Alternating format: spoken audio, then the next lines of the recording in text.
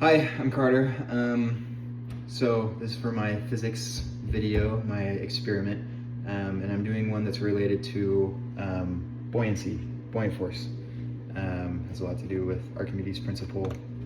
So I built this thing, which took me a while to get here. Essentially what I'm trying to do is this is a container lid with 4 ping pong balls with screws from my entertainment stand. You can see them sticking out, that I used to fasten them to the bottom.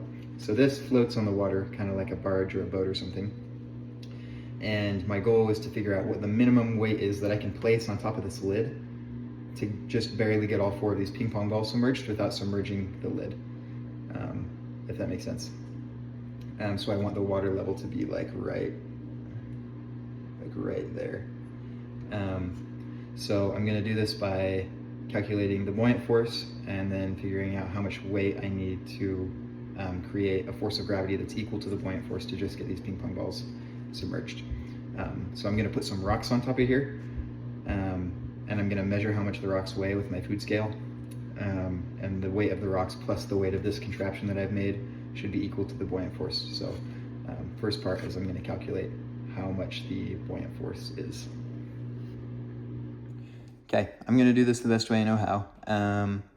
First, for this, I need to find the buoyant force of 4 ping pong balls. So first I'm gonna find the volume of those, then I'm gonna multiply it by the density of water to get the mass of the water displaced, and then I'll multiply it by gravity to get the force in newtons. So first I'm gonna go 4/3 times pi times the radius cubed, which the radius of a ping pong ball is 2 centimeters in this case. So, and that is a fact, I looked it up. So 2 cubed comes out to about 33.51 centimeters cubed, cubic centimeters. And then there's 4 of them, so 33.51 times 4 equals 134.04 centimeters cubed. Okay, so now that we have that, we can multiply that by the density of water to get the mass of the water that's displaced when all 4 of those ping pong balls are fully submerged. And we know the density of water, it's pretty simple. It's 1 gram per centimeter cubed, so that's just gonna be 1 times my 134.04, which is gonna be equal to 134.04 grams, which for our purpose is also going to be equal to 0.13404 kilograms. Okay, and now for this experiment, you don't really have to find the newtons. This is just showing what the newtons are, but that would be 0.13404 times 9.8, and if I round it off a little bit, then it comes out to 1.314 newtons. Okay, and so that's the buoyant force. And I want the force of gravity for this to be equal to the buoyant force. So essentially what I'm gonna do is I'm gonna figure out how much mass I need to generate 1.314 newtons from gravity. So we know that the force of gravity is equal to mass times gravity. So using that equation, I can take my 1.314 and divide it by 9.8 and get back to my 0.13404 kilograms, which is also equal to 134.04 grams. So now we're back where we were. So we know to submerge 4 ping pong balls, we're gonna need, and keep them submerged, we're gonna need 134.04 grams to do that.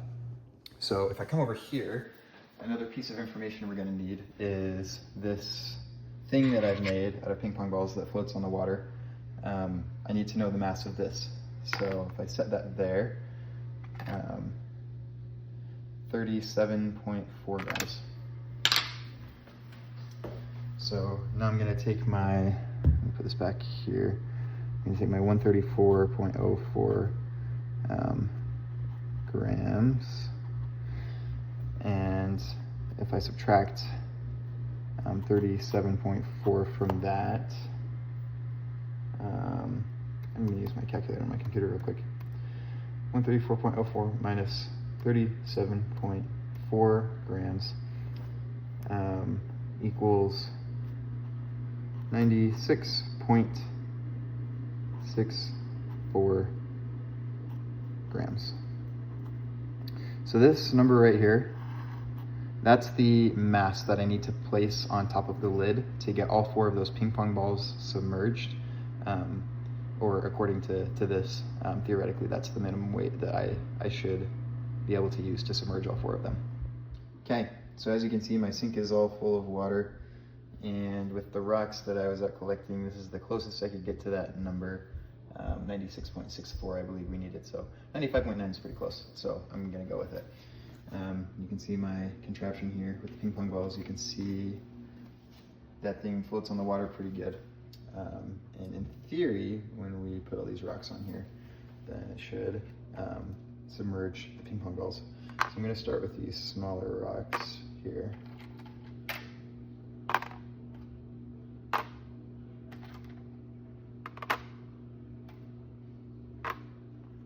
Oops.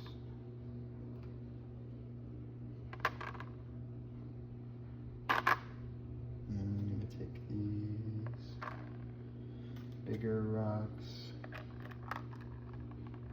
like that.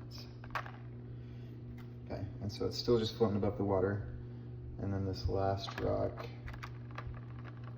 put right there. Okay, and now you can see like it's just barely, that lid is barely touching the water. You still have a little bit of that ping pong ball showing, but I feel like that is pretty dang close. I'll try and get close to the water line there. Like you can see, ping pong balls are submerged, so that means the buoyant force of those ping pong balls is pretty dang near equal the force of gravity with the rocks plus the screws plus the lid plus the ping pong balls. So that's pretty cool.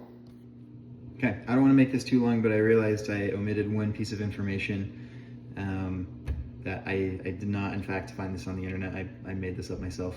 That's why I'm doing a little conclusion part, but I thought this worked out pretty well. I mean, it's a good demonstration of Archimedes' principle, just the weight of the fluid that is displaced is equal to the buoyant force on the object. So when the force of gravity and the buoyant force were equal to each other, those ping pong balls were just barely submerged. So kind of cool.